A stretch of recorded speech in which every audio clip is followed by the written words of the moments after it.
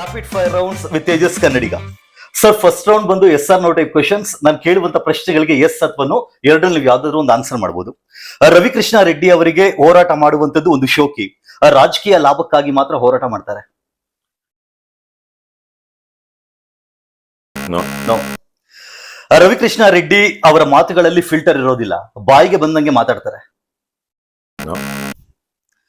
ರವಿಕೃಷ್ಣ ರೆಡ್ಡಿ ಅವರು ಸರ್ಕಾರಿ ಅಧಿಕಾರಿಗಳಿಗೆ ಧಮಕಿ ಹಾಕಿ ಕೇಸನ್ನು ಹಾಕಿಸ್ಕೊಂಡ್ರೆ ರಾಜಕೀಯವಾಗಿ ಒಂದು ದೊಡ್ಡ ಲೀಡರ್ ಆಗಿ ಬೆಳಿತೀನಿ ಅಂತ ಅನ್ಕೊಂಡಿದ್ದಾರೆ? 2028 ವಿಧಾನಸಭಾ ಚುನಾವಣೆಯಲ್ಲಿ ಕೊನೆಗೂ ಕೆಆರ್ಎಸ್ ಪಕ್ಷ ಖಾತೆಯನ್ನ ತೆರೆಯುತ್ತೆ. ಜೆಸಿಬಿ ಏತರ ಪಾರ್ಟಿಗಳ ಜೊತೆಗಿನ ಮೈತ್ರಿಗೆ ಕೆಆರ್ಎಸ್ ಪಕ್ಷ ಸದಾ ಸಿದ್ಧ?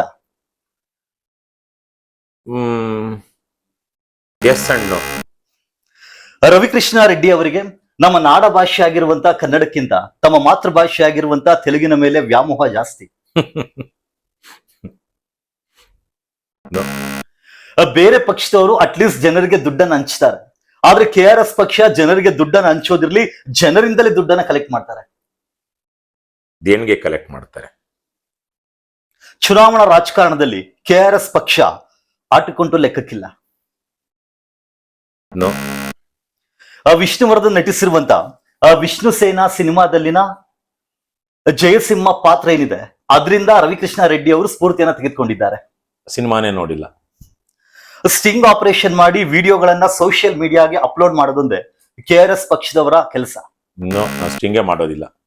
ಓಕೆ ಸರ್, ಸೆಕೆಂಡ್ ರೌಂಡ್ ಬಂದು ಚೂಸ್ ಎನಿವನ್. ನಾನು ಕೇಳುವಂತ ಪ್ರಶ್ನೆಗಳಿಗೆ 2 ಆಯ್ಕೆಗಳನ್ನ ಕೊಡ್ತೀನಿ. ಆ 2 ಆಯ್ಕೆಗಳಲ್ಲಿ ನೀವು ಯಾವ್ದಾದ್ರು ಒಂದನ್ನು ಆಯ್ಕೆ ಮಾಡ್ಕೊಳ್ಬಹುದು. ರವಿಕೃಷ್ಣ ರೆಡ್ಡಿ ಅವರಿಗೆ ಯಾವುದರ ಮೇಲೆ ಆಸಕ್ತಿ ಜಾಸ್ತಿ, ರಾಜಕಾರಣ, ಹೋರಾಟ? ರಾಜಕಾರಣ. ರವಿಕೃಷ್ಣ ರೆಡ್ಡಿ ಅವರು ಯಾವುದಕ್ಕಾಗಿ ಹೋರಾಟ ಮಾಡ್ತಾರೆ? ಪ್ರಾದೇಶಿಕತೆ ವಿಚಾರಕ ಅಥವಾ ರಾಷ್ಟ್ರೀಯತೆ ವಿಚಾರಕ? ಪ್ರಾದೇಶಿಕತೆ. ರವಿಕೃಷ್ಣ ರೆಡ್ಡಿ ಅವರು ಅತಿ ಹೆಚ್ಚು ವಿರೋಧ ಮಾಡುವಂತದ್ದು ಯಾರನ್ನ, ಭ್ರಷ್ಟ ಅಧಿಕಾರಿಗಳನ್ನ ಅಥವಾ ಭ್ರಷ್ಟ ರಾಜಕಾರಣಿಗಳನ್ನ? ಭ್ರಷ್ಟ ವ್ಯವಸ್ಥೆಯನ್ನ.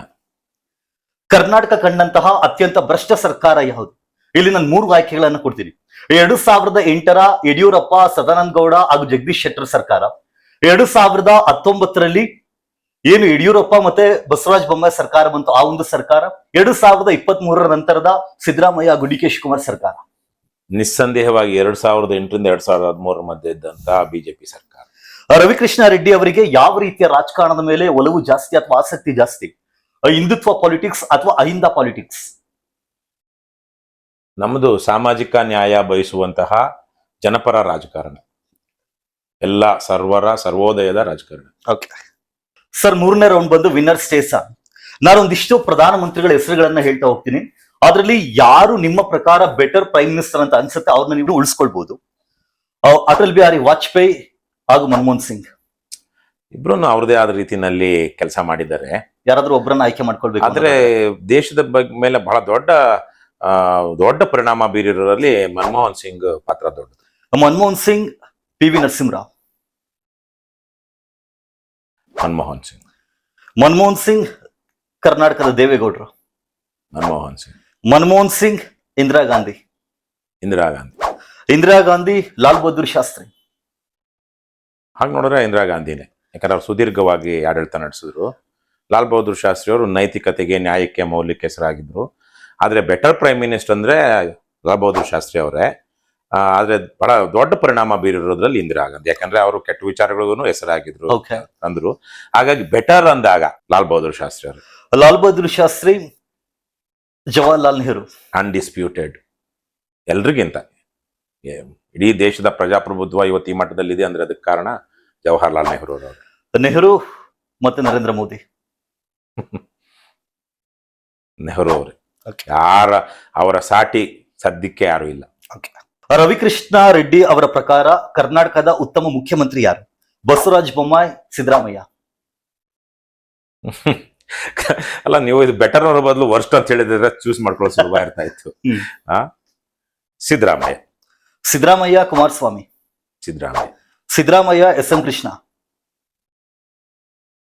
ಹಾಗೆ ನೋಡಿದ್ರೆ ಸಿದ್ದರಾಮಯ್ಯನವ್ರಿಗಿಂತ ಎಸ್ ಎಂ ಕೃಷ್ಣ ಹಲವು ರೀತಿನಲ್ಲಿ ಬೇರೆ ತರಹದ ಇದಿದ್ದವರು. ಆದ್ರೆ ಸಿದ್ದರಾಮಯ್ಯನವ್ರಿಗೆ ಒಬ್ಬರನ್ನೇ ಆಯ್ಕೆ ಮಾಡ್ಕೊಳ್ಬೇಕು ಅಂತ ಬಂದಾಗ ಸಿದ್ದರಾಮಯ್ಯ. ಸಿದ್ದರಾಮಯ್ಯ ಯಡಿಯೂರಪ್ಪ. ಸಿದ್ದರಾಮಯ್ಯ. ಸಿದ್ದರಾಮಯ್ಯ ಬಂಗಾರಪ್ಪ. ಬಂಗಾರಪ್ಪನವ್ರ ಕಾಲಾವಧಿ ತುಂಬಾ ಕಡಿಮೆ, ಮತ್ತೆ ತುಂಬಾ ಭ್ರಷ್ಟಾಚಾರದ ಕೇಸುಗಳು ಅವ್ರ ಮೇಲೆ ಇತ್ತು. Okay. ಸಿದ್ದರಾಮಯ್ಯ ಖಿಲಾಡಿ ರಾಜಕಾರಣಿ. ಸಿದ್ದರಾಮಯ್ಯ ದೇವೇಗೌಡರು. ದೇವೇಗೌಡರ ಅವಧಿನೂ ತುಂಬಾ ಕಡಿಮೆ, ಆದ್ರೆ ದೇವೇಗೌಡರು ಕರ್ನಾಟಕದ ಮುಖ್ಯಮಂತ್ರಿಯಾಗಿ ಬಹಳ ಒಳ್ಳೊಳ್ಳೆ ಕಾರ್ಯಕ್ರಮಗಳನ್ನ ಮಾಡಿದ್ರು. ಹಲವು ಸಮಸ್ಯೆಗಳನ್ನ ಈದ್ಗಾ ಮೈದಾನದಿಂದ ಹಿಡ್ಕೊಂಡು ಹಲವು ಸಮಸ್ಯೆಗಳನ್ನ ಬಗೆಹರಿಸಿದ್ರು. ಬಟ್ ಒಬ್ಬರನ್ನ ಆಯ್ಕೆ ಮಾಡ್ಕೋಬೇಕು ಅಂದಾಗ ಅದು ದೇವೇಗೌಡರು. ದೇವೇಗೌಡರು ರಾಮಕೃಷ್ಣ ಹೆಗಡೆ. ರಾಮಕೃಷ್ಣ ಹೆಗಡೆ. ರಾಮಕೃಷ್ಣ ಹೆಗಡೆ ಅವರಿಗೆ ದೇವೇಗೌಡರಿಗಿಂತ ಒಂದು ಬೇರೆ ತರಹದ ಪ್ರಜಾಪ್ರಭುತ್ವವಾದ ಮನಸ್ಥಿತಿ ಇತ್ತು.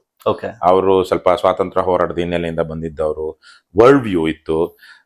ಅವರು ಒಂದು ತಂಡವನ್ನ ಕಟ್ಕೊಂಡು ಹೋಗೋ ದಿಕ್ಕಿನಲ್ಲಿ ಒಂದು ತಂಡಕ್ಕೆ ಸ್ವಾತಂತ್ರ್ಯ ಕೊಟ್ಟು ಯೋಗ್ಯರನ್ನು ನೇಮಿಸ್ಕೊಂಡು ಅವ್ರು ಸ್ವಾತಂತ್ರ್ಯ ಕೊಟ್ಟು ಆಡಳಿತ ನಡೆಸುವಂಥದ್ದಿತ್ತು. ಹಾಗಾಗಿ 83ರಿಂದ 88 ತನಕ ಏನು ರಾಮಕೃಷ್ಣ ಹೆಗಡೆ ಅವರು ಮುಖ್ಯಮಂತ್ರಿ ಆಗಿದ್ರು. ಆ ಸಂದರ್ಭದಲ್ಲಿ ಕರ್ನಾಟಕದಲ್ಲಿ ಹೊಸದಾಗಿ ಜನತಾ ಪಕ್ಷದ ಅಧಿಕಾರ ಬಂದಿದ್ದಾಗ ಕಾಂಗ್ರೆಸ್ಸೇತರವಾಗಿ ಒಳ್ಳೊಳ್ಳೆಯ ಜನ ಕೆಲಸ ಮಾಡಿದ್ರು. He was A team player. ಸ್ವಲ್ಪ ಸಣ್ಣ ಪುಟ್ಟದ ದೌರ್ಬಲ್ಯಗಳು, ಬೇರೆ ಬೇರೆ ಸಣ್ಣ ಪುಟ್ಟದಲ್ಲ, ಬಹಳ ಗಂಭೀರವಾದ ದೌರ್ಬಲ್ಯಗಳು ರಾಮಕೃಷ್ಣ ಹೆಗಡೆಯವ್ರಿಗಿತ್ತು. ಆದ್ರೆ ಅವರ ಅವಧಿಯಲ್ಲಿ ಆದಂತಹ ಸಾಮಾಜಿಕ ಸುಧಾರಣೆಗಳು, ರಾಜಕೀಯ ಸುಧಾರಣೆಗಳು ಬಹಳ ದೊಡ್ಡ ಮಟ್ಟದ್ದು, ಇನ್ಕ್ಲೂಡಿಂಗ್ ನಮ್ಮ ಪಂಚಾಯತ್ ರಾಜ್ ಸಂಬಂಧಪಟ್ಟ ಹಾಗೆ. ಹಾಗಾಗಿ ರಾಮಕೃಷ್ಣ ಹೆಗಡೆ ಅವರಿಗೆ ಒಳ್ಳೆ ಹೆಸರು ಬರೋದಕ್ಕೆ ಕಾರಣ ಅವರ ತಂಡದಲ್ಲಿದ್ದಂಥವರು ಸೇರಿ ಮಾಡಿದಂತಹ, ರಾಮಕೃಷ್ಣ ಹೆಗಡೆ ಅವರ ಸಮಾನಕ್ಕೆ ಇದ್ದಂತಹ ಜನರು ಅವರೆಲ್ಲ. ಹಾಗಾಗಿ ರಾಮಕೃಷ್ಣ ಹೆಗಡೆ ಅವರ ಕಾಲದಲ್ಲಿ ಕರ್ನಾಟಕ ಒಂದು ಬೇರೆ ಒಂದು ಮಗ್ಗಲಿಗೆ ತಿರುಗಿಕೊಳ್ಳೋದು. ಸರ್, 4th ರೌಂಡ್ ಬಂದು ನಾನೊಂದಿಷ್ಟು ರಾಜಕಾರಣಿಗಳ ಹೆಸರುಗಳನ್ನ ಹೇಳ್ತಾ ಹೋಗ್ತೀರಿ. ಅವರ ಬಗ್ಗೆ ಒಂದು ವರ್ಡ್ ಅಲ್ಲಿ ಅಥವಾ ಒಂದು ವಾಕ್ಯದಲ್ಲಿ ನೀವು ಹೇಳ್ಬಹುದು. ನಾನು ಇದೇನು ಆಕ್ಚುಲಿ ನಾನೇನು ಸಾಮಾನ್ಯವಾಗಿ ಏನು ಹೇಳಕ್ ಹೋಗಲ್ಲ ಎಷ್ಟೋ ಸಲ. ಯಾಕಂದ್ರೆ ಇವು ಬಹಳ ಸೂಕ್ಷ್ಮವಾದ ವಿಚಾರಗಳು, ಅಷ್ಟೇ ಕಾಂಪ್ಲೆಕ್ಸ್ ಆದ ವಿಚಾರಗಳು. ಒಂದು ವಾಕ್ಯ ಒಂದು ಪದದಲ್ಲಿ ಒಬ್ಬ ವ್ಯಕ್ತಿಯನ್ನ ನಾವು ಅಳಿಯೋದಿಕ್ಕಾಗೋದಿಲ್ಲ. ಹಾಗಾಗಿ ನೀವು ಹೇಳಿ, ನಾನೇನು ನನ್ಗೆ ಆದ್ರೆ ಹೇಳ್ತೀನಿ, ಇಲ್ಲಾಂದ್ರೆ ಬಿಡ್ತೀನಿ. ನರೇಂದ್ರ ಮೋದಿ. ನರೇಂದ್ರ ಮೋದಿ ಅವರು ಹೇಳದಷ್ಟು ಒಳ್ಳೆಯವರೇನು ಅಲ್ಲ. Okay. Rahul Gandhi. Rahul Gandhi reluctant politician, or ಒಂಥರ ಜವಾಬ್ದಾರಿ ಬೇಡದ ರಾಜಕುಮಾರ. ನಮ್ಮ ಪ್ರಜಾಪ್ರಭುತ್ವಕ್ಕೆ ವಂಶ ಪಾರಂಪರ್ಯ ರಾಜಕಾರಣ ಒಂದು ಕೆಟ್ಟ ಶಾಪ. ಹಾಗಾಗಿ ರಾಹುಲ್ ಗಾಂಧಿ ಅವರು ಅವ್ರಿಗೆ ರಾಜಕಾರಣಿ ಆಗೋದಕ್ಕೂ ಇಷ್ಟ ಇಲ್ಲ. ಮತ್ತೆ ಅವರು ತುಂಬಾ ಏನು ಕಷ್ಟಪಟ್ಟು ರಾಜಕಾರಣ ಮಾಡ್ತಾ ಇಲ್ಲ. ಅಮಿತ್ ಶಾ ಅವರು ನಮ್ಮ ದೇಶದ ಗೃಹ ಮಂತ್ರಿ ಆಗಿರೋದೇ ಒಂದು ನನ್ಗಂತರ ಅವಮಾನ. ಮಲ್ಲಿಕಾರ್ಜುನ ಖರ್ಗೆ. ಪಾಪ ಬಹಳ ಹಿನ್ನೆಲೆ ಕಷ್ಟದಿಂದ, ಬಹಳ ಸ್ವಪರಿಶ್ರಮದಿಂದ ಬಂದಂಥವ್ರು. ಆದರೆ ಅವರು ಏನು ತುಂಬಾ ಯಾವುದೇ ಒಂದು ಆದರ್ಶಕ್ಕಾಗ್ಲಿ ಒಂದು ಇದಕ್ಕಾಗ್ಲಿ ಏನಿಲ್ಲ.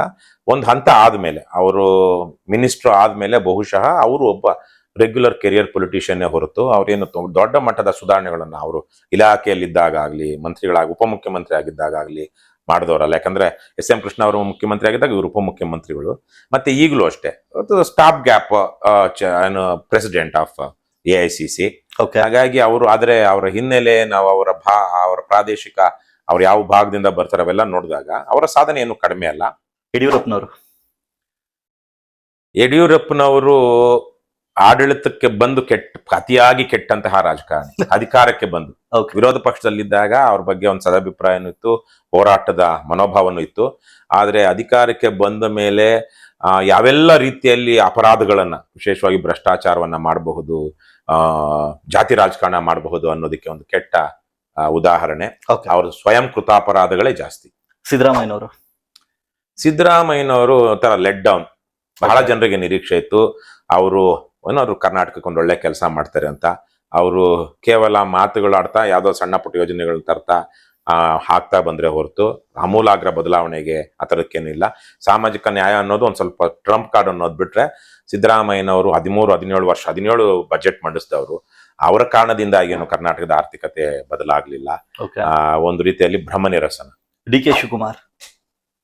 ಅವಮಾನ. ಕರ್ನಾಟಕದ DK ಶಿವಕುಮಾರ್ ಅಂತವರು, ಆಗ್ಲೇ ಇನ್ನೊಬ್ಬ ವ್ಯಕ್ತಿ ಬಗ್ಗೆ ಹೇಳಿದ್ನಲ್ವ, ಅದೇ ತರಕ್ಕೆ ಅವರಂತಹ ಹಿನ್ನೆಲೆ ಇರುವಂತವ್ರು, ತಾತ್ವಿಕತೆ ಇರುವಂತವ್ರು ಕರ್ನಾಟಕದ ಮುಖ್ಯಮಂತ್ರಿಗಳಾಗುವುದು ಕರ್ನಾಟಕಕ್ಕೆ ಅವಮಾನ. ಕುಮಾರಸ್ವಾಮಿ ಅವರು ಅವರೇ ಹೇಳ್ಕೊಂಡಾಗಲ್ಲ, ಎಲ್ರು ಭಾವಿಸ್ದಂಗೆ ಒಬ್ಬ ಅವಕಾಶವಾದಿ ರಾಜಕಾರಣಿ. ಅವರಿಗೆ ಮುಖ್ಯಮಂತ್ರಿ ಆಗಿದ್ದು ಸಹ ಈ ಅಂತಃಪುರದ ಕಲಹಗಳ ಕಾರಣಕ್ಕಾಗಿ, ದಂಗೆ ಆ ಕಾರಣಕ್ಕಾಗಿ. ಅವ್ರೇನು ಕಷ್ಟಪಟ್ಟ ಮೇಲೆ ಬಂದವರಲ್ಲ, ವಂಶ ಪಾರಂಪರ್ಯ ರಾಜಕಾರಣ. ಕುಮಾರಸ್ವಾಮಿ ಅವರನ್ನು ಏನು ಒಳ್ಳೆಯ ಚಿಂತನೆಗಳು ಇರುವಂತಹ ವ್ಯಕ್ತಿ ಏನು ಅಲ್ಲ, ಅಥವಾ ಅದನ್ನ ಅವರು ಸಾಬೀತು ಮಾಡ್ಕೊಂಡಿಲ್ಲ. ಅವಕಾಶವಾದಿ, ಈಗ ದೊಡ್ಡದಾಗಿ ಯಾರ ಮೇಲೆ ಬೇಕಾದ್ರೂ ಮಾತಾಡ್ತಾರೆ, ಮತ್ತೆ ಅವ್ರ ಜೊತೆಗೆ ಹೋಗಿ ಅವ್ರ ವಿರುದ್ಧವಾಗಿನೂ ಮಾತಾಡ್ತಾರೆ. ಬಸವರಾಜ ಬೊಮ್ಮಾಯಿ ಅವರು ರಾಜಕಾರಣಿನೇ ಅಲ್ಲ. ಜೂನಿಯರ್ ಖರ್ಗೆ ಜೂನಿಯರ್ ಖರ್ಗೆನೂ ಅಷ್ಟೇ ವಂಶ ಪಾರಂಪರ್ಯದ ಅವರು ಸಹ ಯಾವುದೇ ಹೋರಾಟ ಅಥವಾ ಹಿನ್ನೆಲೆಯಿಂದ ಬಂದವರಲ್ಲ. ಅವರ ಅಪ್ಪನ ಕಾರಣಕ್ಕಾಗಿ ರಾಜಕೀಯಕ್ಕೆ ಬಂದು ಸುಲಭವಾಗಿ MLA ಆಗಿ ಸುಲಭವಾಗಿ ಮಿನಿಸ್ಟರ್ ಆಗ್ತಿರುವಂತವ್ರು. ಸ್ವಲ್ಪ ಎಜುಕೇಟೆಡ್, ಇಷ್ಟೆಲ್ಲ ಎಜುಕೇಟೆಡ್ ಸ್ವಲ್ಪ ಅಲ್ಲ, ಎಜುಕೇಟೆಡ್ ಆಗಿದ್ರು ಅವ್ರು ಯಾವುದೇ ಇಲಾಖೆಯಲ್ಲಿ ಸುಮಾರು ಒಂದು 10-12 ವರ್ಷ ಆಗಿರ್ಬೇಕನ್ನ ಅವರು ಮಂತ್ರಿಗಳಾಗಿ ಯಾವುದೇ ಇಲಾಖೆಯಲ್ಲಿ ಯಾವುದೇ ತರಹದ ಸಾಧನೆ ಮಾಡಿಲ್ಲ. ಇತ್ತೀಚೆಗೆ ಕೆಲವು ಕಾಂಬೂಜಿಗಳು, ಅಂದ್ರೆ ಕಾಂಗ್ರೆಸ್ ಬುದ್ಧಿಜೀವಿಗಳು ಅಂತೀವಿ ನಾವು, ಕಾಂಬೂಜಿಗಳು ಅವ್ರನ್ನ ಎತ್ಕೊಂಡು ಮೆರೆಸ್ತಾ ಇದ್ದಾರೆ ಅನ್ನೋದು ಬಿಟ್ರೆ. BK ಹರಿಪ್ರಸಾದ್ BK ಹರಿಪ್ರಸಾದ್ ಅವರು ಸ್ಟೂಡೆಂಟ್ ಲೀಡರ್ ಇದ್ದಾಗ ಬೆಂಗಳೂರಲ್ಲಿ ಆ ಸಂದರ್ಭದಲ್ಲಿ ಕೆಲವೊಂದು ಕಾಲೇಜುಗಳಲ್ಲಿ ರೌಡಿಸಮ್ ಈ ತರಕ್ಕೆಲ್ಲ ಇದ್ದಂತವ್ರು. ಆದ್ರೆ ಅವ್ರು ರಾಜಕಾರಣಕ್ಕೆ ಬಂದು ಸಾಕಷ್ಟು ಬದಲಾಗಿರೋದು ನೋಡಿದೀವಿ. ಇವತ್ತು ಕಾಂಗ್ರೆಸ್ ಒಂದು ಕೆಟ್ಟ ಸ್ಥಿತಿಗೆ ದೇಶಾದ್ಯಂತ ಬಂದಿರೋದಕ್ಕೆ BK ಹರಿಪ್ರಸಾದ್ ಅವರು ಕಾರಣ. ಯಾಕಂದ್ರೆ ಅವರು ಹಲವು ರಾಜ್ಯಗಳಲ್ಲಿ ಉಸ್ತುವಾರಿ ಆಗಿದ್ರು. ಕಾಂಗ್ರೆಸ್ನ ಸಮಸ್ಯೆಗಳೇನು ಅಂತ ತಿಳ್ಕೊಂಡು ಅವ್ರಿಗೆ ಗೊತ್ತಿದೆ, ಆದ್ರೆ ಅದ್ರ ಮೇಲೆ ಆಕ್ಟ್ ಮಾಡೋದಾಗ್ಲಿ, ಸರಿಯಾದ ರೀತಿಯಲ್ಲಿ ಕಾಂಗ್ರೆಸ್ ಅಧ್ಯಕ್ಷರಿಗೆ ಮಾಹಿತಿ ಕೊಟ್ಟು ಮಾಡೋದಾಗ್ಲಿ ಮಾಡಿಲ್ಲ. ಏನೋ ಬಹಳ ಬುದ್ಧಿವಂತರು, ಬಹಳ ಓದ್ಕೊಂಡಿದ್ದಾರೆ ಅಂತ ಹೇಳ್ತಾರೆ. ಆದ್ರೆ ನನ್ಗನ್ನಿಸ್ದಂಗೆ ಅವರು ಏನು ಭ್ರಷ್ಟಾಚಾರದ ಬಗ್ಗೆ ಆಗ್ಲಿ, ಕೆಲವೊಂದು ದುರಾಡಳಿತದ ಬಗ್ಗೆ ಆಗ್ಲಿ ಅವ್ರಿಗೇನು ಸ್ಪಷ್ಟವಾದ ಅಭಿಪ್ರಾಯ ಇದೆ, ಇದು ಬದಲಾಗಬೇಕು, ಸಾಮಾಜಿಕ ನ್ಯಾಯ, ಇವತ್ತಿನ ಸಂದರ್ಭದ ಸಾಮಾಜಿಕ ನ್ಯಾಯ ಹೇಗೆ ದಕ್ಕಿಸ್ಕೊಳ್ಳೋದು ಹೇಗೆ ಅಂತ ಗೊತ್ತಿಲ್ಲದಿರುವಂತಹ ರಾಜಕಾರಣಿ. ಆದ್ರೆ ಅವ್ರಿಗೆ ಸಾಕಷ್ಟು ದೇಶಾದ್ಯಂತ ಬೇರೆ ಬೇರೆ ರಾಜ್ಯಗಳಲ್ಲಿ ಏನೇನು ನಡೀತಿದೆ ಅಂತ ಗೊತ್ತಿದ್ರು ಒಂದು ಒಳ್ಳೆಯ ಪಕ್ಷವನ್ನ ಸಿದ್ಧಾಂತದ ಆಧಾರದ ಮೇಲೆ ಪಕ್ಷವನ್ನ ಕಟ್ಟೋದಿಕ್ ಸಾಧ್ಯ ಇಲ್ಲ, ಅವ್ರ ಕೈಲೂ ಆಗೋದಿಲ್ಲ. ಕೊನೆಯ ವ್ಯಕ್ತಿ ವಿಜಯೇಂದ್ರನ ಅವಮಾನ, ಅಪ್ಪನನ್ನೇ ಜೈಲಿಗೆ ಕಳಿಸಿದ ವ್ಯಕ್ತಿ ಅಂತ ಈಗ BK ಹರಿಪ್ರಸಾದ್ ಹೇಳ್ತಾ ಇದಾರಲ್ವಾ. ಅಪ್ಪನ ಹೆಸರನ್ನ ಅಪ್ಪನ ಸಿಗ್ನೇಚರ್ನ ತಾನ್ ಮಾಡಿ ಚೆಕ್ ಅಲ್ಲಿ ಲಂಚ ಇಸ್ಕೊಂಡವ್ರು ಅಂತ, ಅದಕ್ಕೆ ಕಾರಣ ಯಾರು? ಸೊ ಅದು ಬಿಜೆಪಿಗೆ ಅವಮಾನ ಅಲ್ಲ. ವಿಜಯೇಂದ್ರ ಅಂತಂತಹ ವ್ಯಕ್ತಿ ರಾಜ್ಯ ಬಿಜೆಪಿ ಅಧ್ಯಕ್ಷ ಆಗಿರೋದು ಬಿಜೆಪಿಗೆ ಅವಮಾನ ಅಲ್ಲ, ಅದು ರಾಜ್ಯಕ್ಕೆ ಅವಮಾನ. ಓಕೆ ಸರ್, ಕೊನೆಯ ರೌಂಡ್ ಬಂದು ಬದಲಾವಣೆ ಜಗದ ನಿಯಮ. ಪ್ರತಿಯೊಬ್ಬ ವ್ಯಕ್ತಿ ಅಥವಾ ಪ್ರತಿಯೊಂದು ಪಕ್ಷವೂ ಕೂಡ ಕೆಲವೊಂದು ಬದಲಾವಣೆಯನ್ನ ಮಾಡ್ಕೊಳ್ಬೇಕಾಗುತ್ತೆ. ನಾನೊಂದಿಷ್ಟು ರಾಜಕೀಯ ಪಕ್ಷಗಳ ಹೆಸರುಗಳನ್ನ ಹೇಳ್ತಾ ಹೋಗ್ತೀನಿ, ಅವ್ರು ಏನನ್ನ ಬದಲಾಯಿಸ್ಕೊಳ್ಬೇಕು ಅಂತ ನೀವು ಹೇಳ್ಬೋದು. ಬಿಜೆಪಿ ಪರಮತ ದ್ವೇಷ ಅಂತ ಏನಿದೆ ಅದನ್ನ ಬಿಡಬೇಕು. ಮನುಷ್ಯರೆಲ್ಲ ಒಂದೇ ಅನ್ನೋದನ್ನ ಅರಿಬೇಕು. ಭಾರತದ ಸಂವಿಧಾನದ ಜಾತ್ಯತೀತ ಪರಂಪರೆಯನ್ನು ತಿಳಿಬೇಕು. ಅಲ್ಲಿ ಏನು ಸುಳ್ಳುಗಳು ಹೇಳುವಂತಹದ್ದು, ಅಂದ್ರೆ ಹೇಳೋದೊಂದು ಮಾಡೋದೊಂದು, ಈ ತರದ್ದು ಅವ್ರದ್ದಿದೆ. ದೇಶ ಪ್ರೇಮದ ಹೆಸರಿನಲ್ಲಿ ಅಥವಾ ಯಾವುದೋ ಒಂದು ಮತೀಯ ಭಾವನೆಗಳ ಹೆಸರಿನಲ್ಲಿ ಸುಳ್ಳುಗಳನ್ನ ಹೇಳ್ತಾ ಈ ಅಪಪ್ರಚಾರ ಮಾಡುವಂತದ್ದು ಇದು ನೈತಿಕವಲ್ಲ. ನೈತಿಕವಾದ ರಾಜಕಾರಣವನ್ನ ಮಾಡಬೇಕು. ಇಂಡಿಯನ್ ನ್ಯಾಷನಲ್ ಕಾಂಗ್ರೆಸ್ ಅವರು ಗಾಂಧಿ ಹೆಸರು ಹೇಳೋದನ್ನ, ನೆಹರು ಹೆಸರು ಹೇಳೋದನ್ನ ಬಿಡ್ಬೇಕು. ಅವರು ಸುಮ್ಮನೆ ಇವತ್ತು ಅನುಕೂಲಕ್ಕೆ ಜಾತ್ಯತೀತತೆ ಅಂತಿದ್ದಾರೆ, ಆದ್ರೆ ಇವತ್ತು ಜಾತ್ಯತೀತತೆಗೆ ಏನಾದ್ರು ದೊಡ್ಡ ಪೆಟ್ಟು ಬಿದ್ದಿದ್ರೆ ಅದು ಕಾಂಗ್ರೆಸ್ ಇಂದಾನೆ. ಯಾಕೆಂದ್ರೆ ಅವರ ಆಷಾಢಭೂತಿತನದಿಂದಾಗಿ, ಹಿಪೋಕ್ರಸಿಯಿಂದಾಗಿ, ಅವರ ಭ್ರಷ್ಟಾಚಾರದಿಂದಾಗಿ, ಕುಟುಂಬ ರಾಜಕಾರಣದಿಂದಾಗಿ ಇವತ್ತು ಬಿಜೆಪಿ ಬಂದಿರೋದು. ಬಿಜೆಪಿ ಗೆಲ್ಲೋದಿಕ್ಕೆ ಕಾಂಗ್ರೆಸ್ಸೇ ಕಾರಣ. ಸೊ ಹಾಗಾಗಿ ಕಾಂಗ್ರೆಸ್ ಬಹುಶಃ ಅಲ್ಲಿ ಬದಲಾವಣೆ ಮಾಡ್ಕೊಳ್ಳೋದಕ್ಕೆ ಏನೂ ಇಲ್ಲ, ಆ ಪಕ್ಷವನ್ನು ವಿಸರ್ಜನೆ ಮಾಡೋದು ಒಳ್ಳೇದು. ಜೆಡಿಎಸ್ ಅಷ್ಟೇ, ಅವರು ಅವಕಾಶ ಒಳ್ಳೆ ರಾಜಕಾರಣ ಮಾಡ್ತಾ ಇಲ್ಲ. ದೇವೇಗೌಡರು ಬಹಳ ದೊಡ್ಡ ವ್ಯಕ್ತಿ ಆಗಬಹುದಿತ್ತು, ಅದು ಅವರ ಕುಟುಂಬ ರಾಜಕಾರಣ, ಒಂಥರ ಜಾತಿ ರಾಜಕಾರಣದಿಂದಾಗಿ ಅವರಿಗೆ ಅವರ ಕುಟುಂಬದಲ್ಲಿಯೇ ನೋಡಿ ನಾವು ದೇವೇಗೌಡರು, JDS ಅಂದ ತಕ್ಷಣ ದೇವೇಗೌಡರ ಕುಟುಂಬ, ಅಲ್ಲಿರೋ ವಿರೋಧಾಭಾಸಗಳೆಲ್ಲ ಆಕ್ಚುಲಿ ಕಣ್ಣು ಕಾಣುವ ಹಾಗೆ ಇದೆ. ರಾಜಕೀಯಕ್ಕೆ ಅರ್ಹರಲ್ಲದ ವ್ಯಕ್ತಿಗಳು, ಅವರ ಮಗ, ಮೊಮ್ಮಗ, ಈ ಕುಮಾರಸ್ವಾಮಿ ಅವರು ಅಷ್ಟೇ, ಒಂದು ತತ್ವ ಇಲ್ಲ, ಸಿದ್ಧಾಂತ ಇಲ್ಲ, ಅವಕಾಶವಾದ ರಾಜಕಾರಣ. ಹಾಗಾಗಿ JDS ಅವರು ಏನು ಬದಲಾವಣೆ ಮಾಡ್ಕೊಳ್ಳೋದಕ್ಕೆ, ಯಾಕಂದ್ರೆ ಅವ್ರದ್ದು ಅಷ್ಟೇ ತುಂಬಾ ತುಂಬಾ ತುಂಬಾ ಕಷ್ಟ ಇದೆ, ಅವ್ರಿಗೇನಾದ್ರು ಬದಲಾವಣೆ ಮಾಡ್ಕೊಳ್ಳೋದಕ್ಕೆ ಆಗೋದಿಲ್ಲ. ಆಪ್ ಅದು ಒಂದು ಶೀಲದ ಮೇಲೆ ಬಂದಂತಹ ಪಾರ್ಟಿ. ಅವರು ನಿಜಕ್ಕೂ ಅಷ್ಟು ಪ್ರಾಮಾಣಿಕರ ಅನ್ನುವಂತಹ ಒಂದು ಸಂಶಯ ಈ ಕಳೆದ ಕೆಲವು ವರ್ಷಗಳಲ್ಲಿ ಬಂದಿದೆ. ಹಾಗಾಗಿ ಅವರು ತುಂಬಾ ಪಾರದರ್ಶಕವಾಗಿರ್ಬೇಕಾಗಿತ್ತು. ಹಾಗೇನೆ ಅವರು ಈಗಲೂ ಸಹ ಅವರು ಪಕ್ಷವನ್ನ ಜನರ ದೇಣಿಗೆಯಲ್ಲೇ ನಡೆಸಬೇಕು. ಈಗ ಗೋವಾದಲ್ಲಿ ಬೇರೆ ಬೇರೆ ಕಡೆ ಎಲೆಕ್ಷನ್ ಮಾಡಿದಾಗ ಇದಕ್ಕೆ ಯಾವ್ದಾದ್ರು ಲಿಕ್ಕರ್ ಲಾಬಿಯಿಂದ ದುಡ್ಡು ಬಂತು ಅನ್ನುವಂತ ಬಂತಲ್ವಾ, ಯಾಕೆ ಅವರು ಜನರಿಂದ ಮೊದಲು, ನಾನು ಸಹ ಆಮ್ ಆದ್ಮಿ ಪಾರ್ಟಿಗೆ, ಆಮ್ ಆದ್ಮಿ ಪಕ್ಷ ಸೇರೋದಕ್ಕೆ ಮೊದಲೇನೆ ದೇಣಿಗೆ ಕೊಟ್ಟಿದ್ದೆ. 2013 ಎಲೆಕ್ಷನ್ಗೆ ನಾನು ಆಗ ಲೋಕಸತ್ತಾ ಪಕ್ಷದಲ್ಲಿದ್ದೆ. 2012 ಎಲೆಕ್ಷನ್ ಅನ್ಸುತ್ತೆ, ಅದು ಕೊನೆ ಇದ್ರಲ್ಲ, ಅಥವಾ 13ರಲ್ಲಿ. ಸೊ ನಾನು ಆಗ ಲೋಕಸತ್ತಾ ಪಕ್ಷದಲ್ಲಿದ್ರು, ಆಮ್ ಆದ್ಮಿ ಪಕ್ಷ ಡೊನೇಷನ್ ಕೊಟ್ಟಿದ್ದೆ. ಹಾಗಾಗಿ ಅವರು ಸಂಪೂರ್ಣ ಪಾರದರ್ಶಕವಾಗಬೇಕು. ಮತ್ತೆ ಅಲ್ಲಿ ಸಾಮೂಹಿಕ ನಾಯಕತ್ವ ಅಲ್ಲದೇ ಇದ್ರು ಸಾಮೂಹಿಕ ನಾಯಕತ್ವ ಕೆಲವು ಸಲ ಜೋಕ್ ಆಗ್ಬಿಡುತ್ತೆ. ಹ್ಮ್ ಆದ್ರೆ ಅಲ್ಲಿ ಒಂದು ಬೇರೆ ತರಹದ ಒಂದು ಆಂತರಿಕ ಪ್ರಜಾಪ್ರಭುತ್ವ ಬೇಕು, ಟರ್ಮ್ ಲಿಮಿಟ್ಸ್ ಬೇಕು. Okay. ಈಗ ಅರವಿಂದ್ ಕೇಜ್ರಿವಾಲ್ ಅವರು 7-8 ವರ್ಷದಿಂದ ಅಧ್ಯಕ್ಷರಾಗಿದ್ದಾರೆ, ಚೇರ್ಮನ್ ಆಗಿದ್ದಾರೆ. ಆಗ ಅಲ್ಲೂ ಟರ್ಮ್ ಲಿಮಿಟ್ಸ್ ಇರಬೇಕು. ಮತ್ತೆ ಸಾಧ್ಯವಾದಷ್ಟು ಪಾರದರ್ಶಕವಾಗಿ ಇರಬೇಕು. ಅವ್ರು ಯಾವ್ಯಾವ್ದೋ ಕಾರಣಗಳಿಂದಾಗಿ ಇಡಿ ನರೇಂದ್ರ ಮೋದಿ ಅಂದ್ಕೊಂಡು ತುಂಬಾ ಕದ್ದು ಮುಚ್ಚಿ ಕೆಲಸ ಮಾಡುವಂತ ಸ್ಥಿತಿ ಬಂದ್ಬಿಟ್ಟಿದ್ದಾರೆ. ಅವ್ರು ಬಯಸಿದ್ದು ಆಡಳಿತದಲ್ಲಿ ಟ್ರಾನ್ಸ್ಪರೆನ್ಸಿ. ಸೊ ಅವರು ಟ್ರಾನ್ಸ್ಪರೆಂಟ್ ಆಗಿಲ್ಲ. ಓಕೆ. ಉಪೇಂದ್ರ ಅವರ ಪ್ರಜಾಕೀಯ ಅವರು ಬೀದಿಗಿಳಿದೆ, ಜನಸಾಮಾನ್ಯರ ಸಮಸ್ಯೆಗಳಿಗೆ ಸ್ಪಂದಿಸಿದೆ. ಕೇವಲ ಇದ್ಯಾವುದೋ ಬ್ಲ್ಯಾಕ್ ಚೈನ್ ಅಂದ್ಕೊಂಡು ಬರೀ ಆಡಳಿತದ ಬದಲಾವಣೆಗೆ, ಅಂದ್ರೆ ಆಡಳಿತದಲ್ಲಿ ಯಾವುದೋ ಒಂಥರ ಟ್ರಾನ್ಸ್ಪರೆನ್ಸಿ ತರ್ತೀವಿ ಅನ್ನುವಂಥದ್ದು, ಇದು ಒಂಥರ ಯುಟೋಪಿಯನ್ ಅಂತ ಹೇಳೋದಿಕ್ಕಾಗೋದಿಲ್ಲ. ಯುಟೋಪಿಯನ್ನು ಅಲ್ಲ, ಅದು ಕಾರ್ಯಸಾಧು ಅಲ್ಲದು, ಅವಾಸ್ತವ. ಹಾಗಾಗಿ ಅವರು ಚುನಾವಣೆಗಳನ್ನ ಗಂಭೀರವಾಗಿ ತೆಗೆದುಕೊಳ್ಬೇಕು. ಅವರು ಚುನಾವಣೆಗೆ ನಿಲ್ಲಬೇಕು. ಅವ್ರಿಗೊಂದು ಶಕ್ತಿ ಇದೆ, ಅದನ್ನ ಸದ್ಬಳಕೆ ಮಾಡ್ಕೊಳ್ಬೇಕು. ಕಾರ್ಯಕರ್ತರಿಗೆ ಧೈರ್ಯ ತುಂಬಿ ಅವರನ್ನ ಒಂದಷ್ಟು ರಚನಾತ್ಮಕ ಕಾರ್ಯಕ್ರಮಗಳಲ್ಲಿ ಇಳಿಸ್ಬೇಕು, ಬೀದಿಗಿಳಿಬೇಕು. ಓಕೆ. ರವಿಕೃಷ್ಣ ರೆಡ್ಡಿ ಅವರ KRS ಪಾರ್ಟಿ. ನಮಗೊಂದಷ್ಟು ಸಮಸ್ಯೆಗಳು ಇವತ್ತು. ನಾವು ಅತಿಯಾಗಿ ಸೋಷಿಯಲ್ ಮೀಡಿಯಾ ಮೇಲೆ ಅವಲಂಬಿತವಾಗಿದ್ದೇವೆ. ಮತ್ತೆ ಇವತ್ತಿನ ಸಂದರ್ಭದಲ್ಲಿ ನಾವು ಕ್ವಾಲಿಟಿ ಜನರನ್ನು ಆಕರ್ಷಿಸೋದಿಕ್ಕೆ ವಿಫಲರಾಗ್ತಾ ಇದ್ದೀವಿ. ಸೊ ಹಾಗಾಗಿ ಕ್ವಾಲಿಟಿ ಜನ ಬರುವಂತದ್ದಾಗಬೇಕು. ಆದ್ರೆ ಅದು ನಮ್ಮ ಸಮಸ್ಯೆಯೋ ಅಥವಾ ಕಾಲದ ಸಮಸ್ಯೆ ಗೊತ್ತಿಲ್ಲ. ಯಾವ ಪಾರ್ಟಿಲೂ ಕ್ವಾಲಿಟಿ ಜನ ಇಲ್ಲ.